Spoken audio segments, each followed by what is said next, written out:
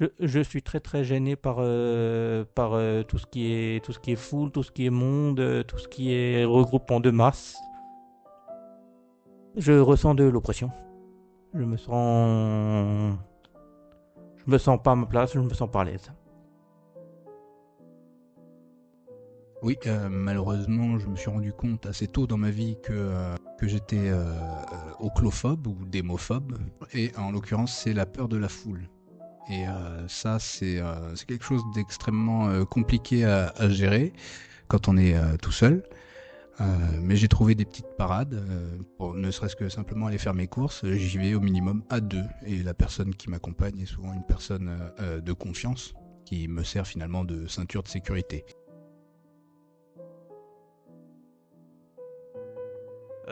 Quand il y a des endroits où c'est vraiment bondé de monde, par exemple le marché de Noël, tout particulièrement dans des jours comme le samedi et le dimanche où là il y a clairement beaucoup de monde.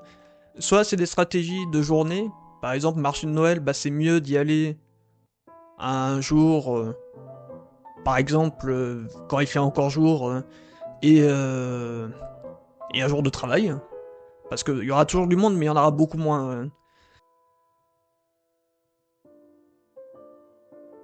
Ça, c'est quelque chose que je délègue parce que les supermarchés, c'est bruyant.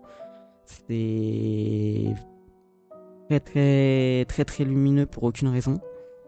Et en fonction des plages horaires, il y a aussi beaucoup de monde. Donc, c'est aussi du temps d'attente. Parfois, on se cogne aux gens et tout. Donc les courses, quand je les fais, c'est plus en petite épicerie ou en petit supermarché et j'ai mon circuit bien balisé. Je fais quelques courses en Allemagne, dans les magasins où je suis habitué. Tout ce qui est magasin de Mulhouse, je n'y vais pas trop. J'ai mes habitudes dans le Sungo, à Altkirch, dans un Leclerc que je connais très bien. Et je complète aussi avec ce que ma mère m'achète. Moi, ma tactique, c'est de faire le plus rapidement possible les courses, quoi, de pas traîner, quoi. Ou alors de me concentrer sur quelque chose que j'aime. Donc je vais regarder, je vais être fixé pendant plusieurs minutes sur quelque chose que j'aime, du coup j'oublie un peu ce qu'il y a autour. Ouais, je vais voir par exemple, je vais donner un exemple, j'aime beaucoup les Lego, je vais aller voir les Lego et puis je vais être fixé sur les Lego pendant un petit moment, quoi. Là, ce qu'on m'a fait remarquer, c'est que je fais pas des courses quand il y a du monde.